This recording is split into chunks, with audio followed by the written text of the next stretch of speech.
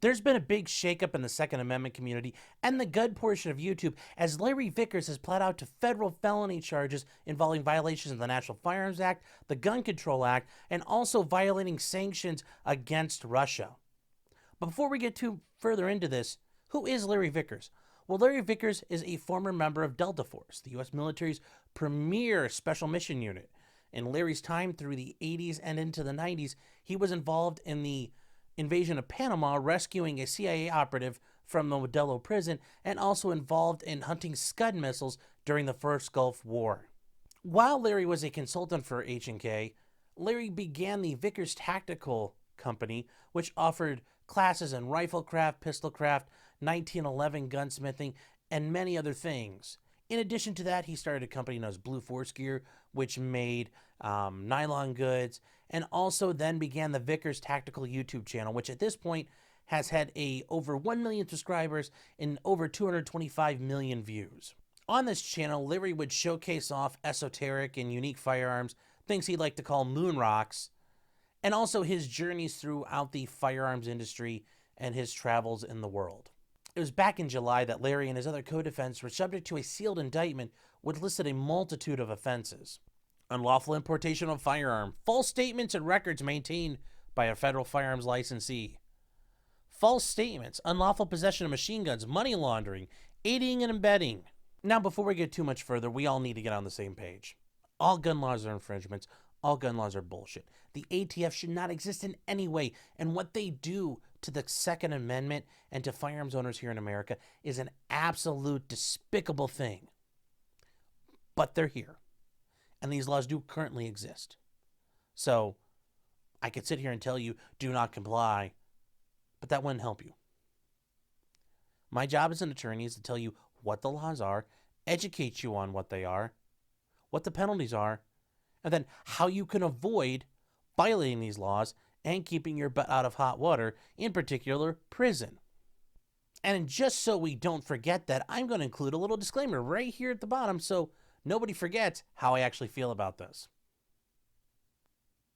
So what exactly did Larry Vickers do that was illegal? Well, he did 3 things. And the first one is known as what's called a demo letter scam. And by demo, I mean demonstration letter. The way this works is, after May 19th, 1986, the only way you could get a hold of a brand new manufactured machine gun was by being in the government. The police department, the military, etc. Now, there was a special allowance for certain federal firearms licensee holders, FFLs, who had paid the special occupation tax, an SOT, and paid the right special occupation tax to not only purchase new machine guns and deal in them, being a dealer, or manufacturing them. Well, by dealing in them, they got what was called a dealer sample. So the way this works is a police department is concerned about terrorism. So they feel like they need extra firepower.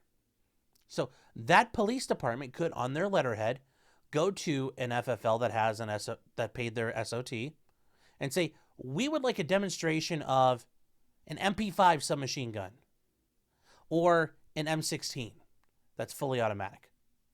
Now, what would they do with that? Well, once the FFL holder gets that letter, he can then go to a company like Heckler & Koch and say, hey, I would like to buy an MP5. And he would contact their sales rep here in the United States, and that guy would look at the letterhead and say, okay, this looks legitimate, and he would sell him an MP5.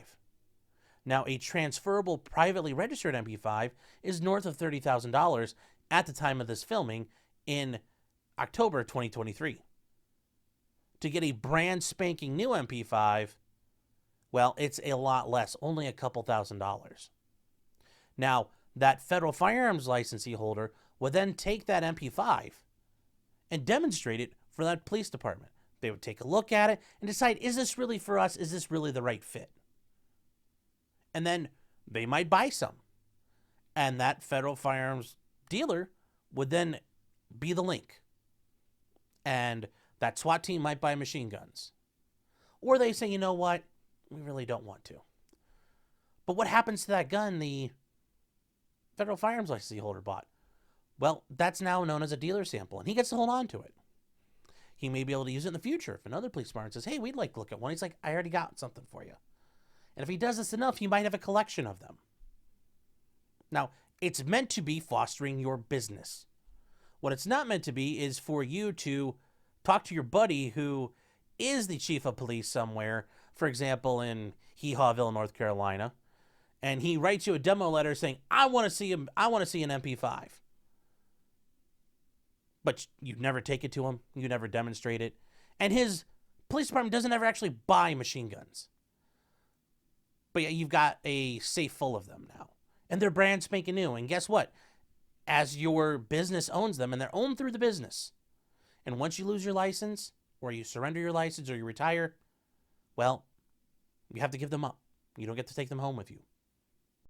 Actually, allow me to correct you. I happen to be an expert on this subject.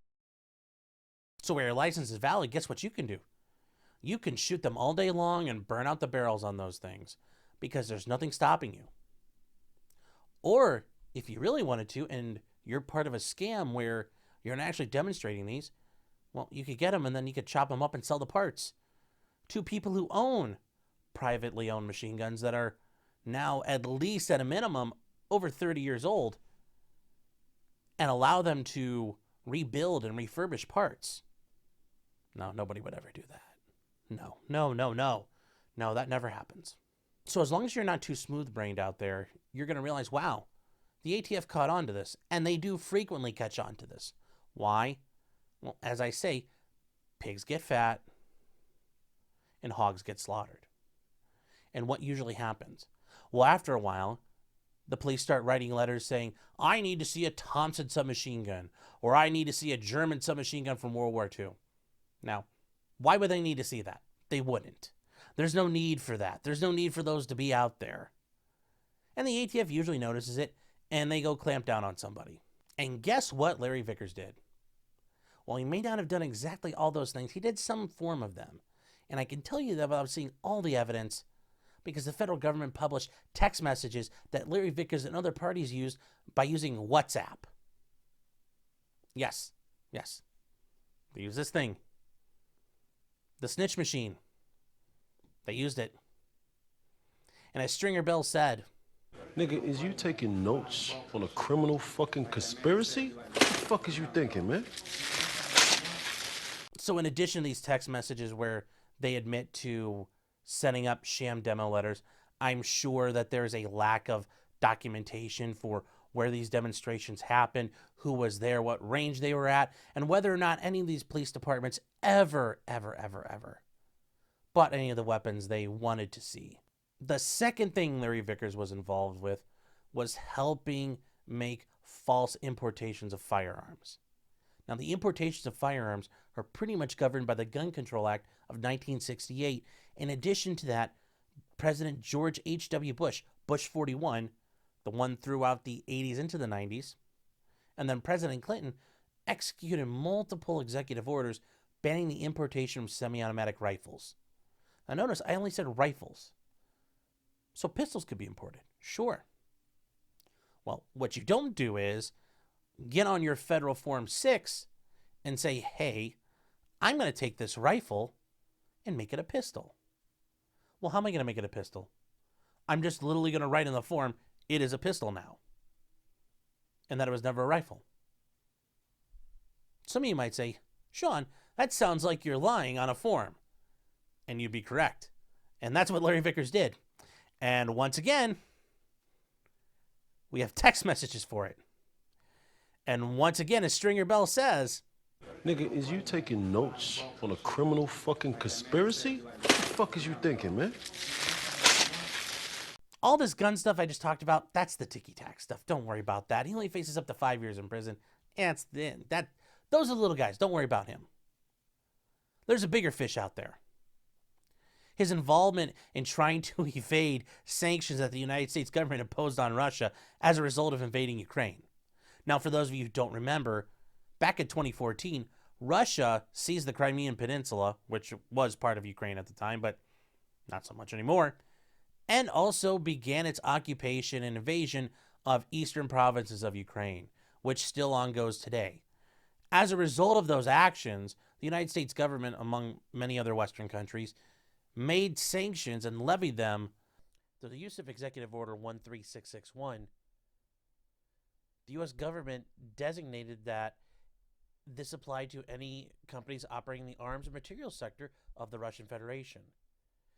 This prohibited U.S. persons from making any contribution of funds, goods, or services by, to, or for the benefit of any person whose property and interest were blocked pursuant to this executive order.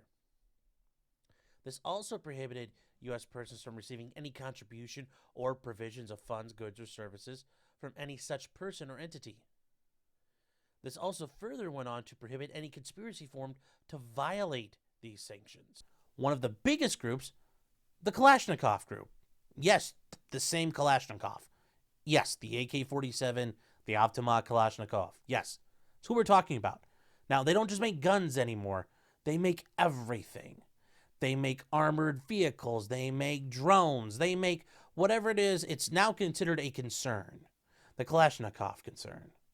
Yes, very much concerned. Move this man!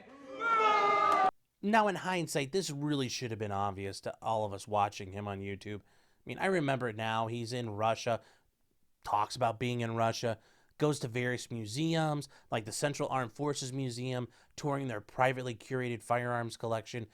Greetings from the archives of the Central Armed Forces Museum here in Moscow, Russia, otherwise known as the Dungeon.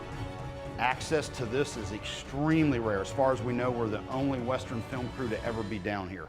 Goes to the Kalashnikov facility, shoots guns in their specially equipped ranges, goes to this unknown Russian range where he tests guns like the AN-94 and the AEK-971, guns that are pretty freaking cool, but we'll never ever get to see here in America.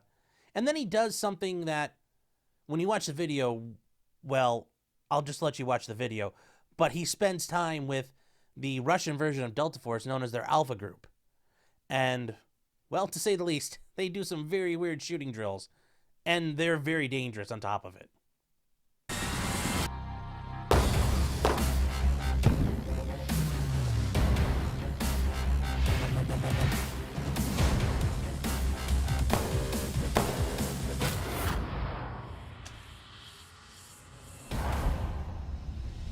Now, what explicitly did Larry do that constitutes sanction violations? Well, he went over there to do business and get filming done.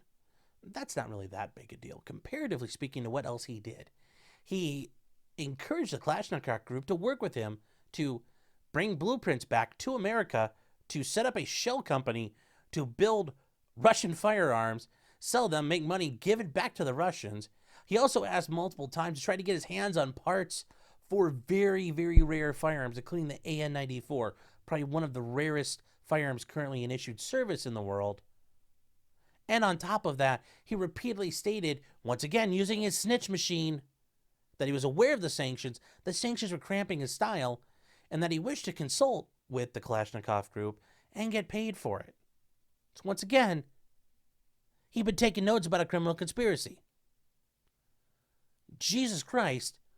Quit being a boomer, Larry. Now, you also might be wondering, where did I get all these facts? Well, they come from the indictment, the superseding information, and also the stipulation of facts he signed to this week. Now, none of this prison time he's facing, the 5 years for the gun charges and the 20 years for the sanction violations, are mandatory prison sentences. But these are very serious crimes, especially the sanction violating. Like, whoa, boy. That's why I put on the question of this video, is he going to prison? I don't know. It's very likely he could. And he's 60 already, which that's not good. The older you get, the rougher prison is on you. And Larry, I don't know what type of cancer he has, but it's well known in the firearms community. Larry Vickers had cancer and he was battling it and he beat it, at least for now. But, just to beat cancer, just to get indicted and then go to prison. That's rough. And God forbid your cancer comes back. Yeah, you get treatment in prison, but it's still nowhere near as good as you can get on the outside. So, what's going to happen from here? I don't know. Is Larry Vickers going to have to testify against these other guys? I don't know.